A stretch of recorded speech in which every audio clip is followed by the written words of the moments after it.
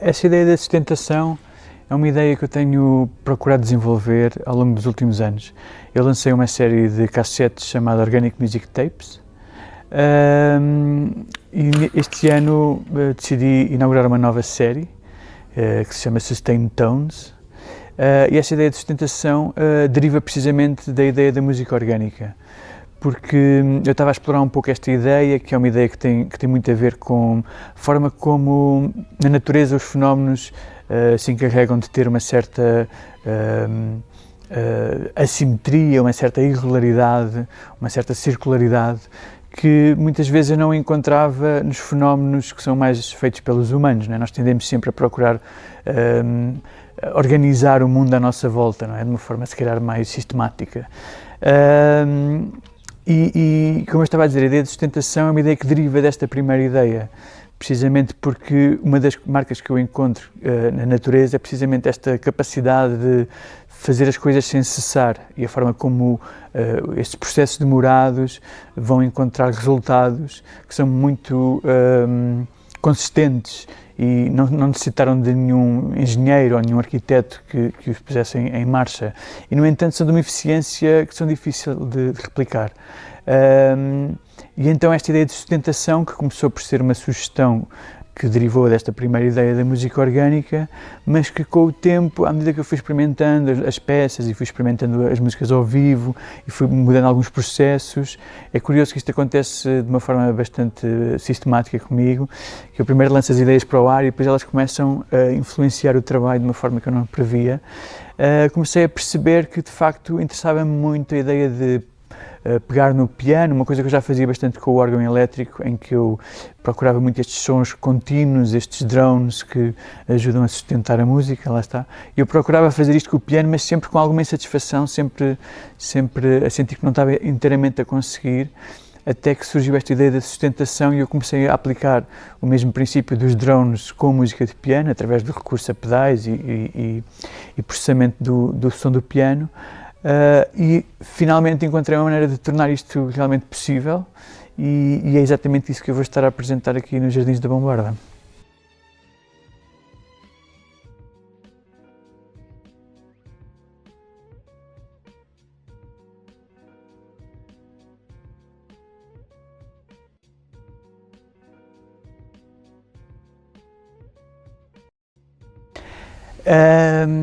De facto, é um ano de reflexão, é um ano em que eu me encontro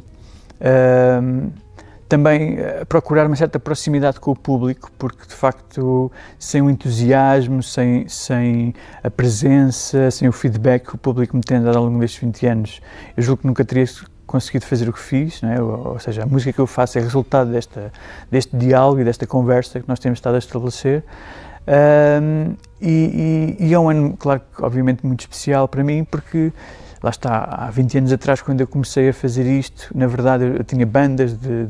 rock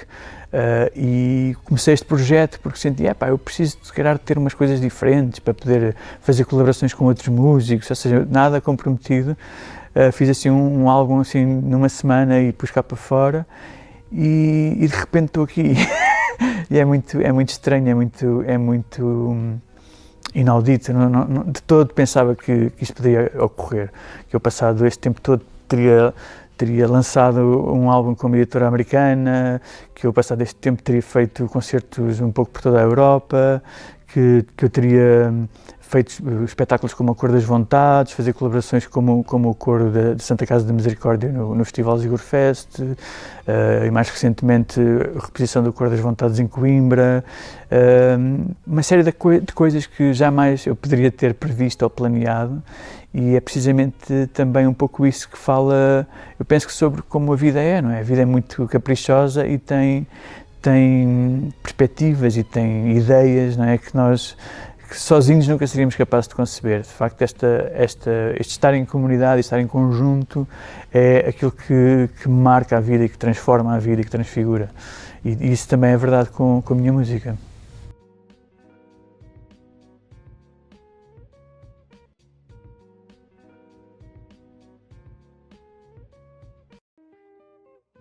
As expectativas são sempre muito grandes. Eu gosto muito do momento do ao vivo, precisamente porque eu sinto que, ok, eu gravo a música e é uma parte do processo de composição das músicas, mas eu olho sempre como uma espécie de snapshot, não é? Uma fotografia que nós tiramos ali no momento, para tentar deixar ali um registro para o futuro, para depois alguém conectar os pontos todos e fazer o percurso da nossa vida, mas o que acontece nos entretantos é que é realmente também interessante e importante. Cada concerto é um momento também de uma nova abordagem, de um novo encontro, e a minha música é muito aberta, muito dada à improvisação e ao imprevisto, à espontaneidade, e isso é uma coisa que, lá está, por muitos concertos que eu dê, eles nunca vão ser iguais, vão ser sempre diferentes, vão ter sempre características únicas, e é por isso que eu também gosto tanto de tocar e também faço um esforço por tocar bastante, ou o mais que possa, não é? Aproveitar as oportunidades que me são dadas, porque eu sinto que estou sempre a apresentar coisas novas e frescas, não sinto que me esteja a repetir de todo. Apesar de ser uma música muito dada à repetição, é uma certa stasis que se cria através da contemplação e de uma espécie de estado de espírito que a música propicia. Estas repetições nunca são iguais, não é? Ocorre-me, há pouco tempo estava a reler um livro do filósofo dinamarquês Kierkegaard, em que ele fala, o livro chama-se mesmo A Repetição, ele fala sobre a repetição, sem querer estar a tentar traduzir as ideias deste filósofo que são bastante, às vezes difíceis até de agarrar, mas a forma como eu gosto de dizer eu já li este livro várias vezes, mas sempre que leio encontro coisas novas. Portanto, é engraçado como o processo de repetirmos uma coisa nos abre perspectivas e nos mostra os pontos em que estamos, os lugares em que nos encontramos, que vão sendo sempre um pouco diferentes, apesar desta repetição.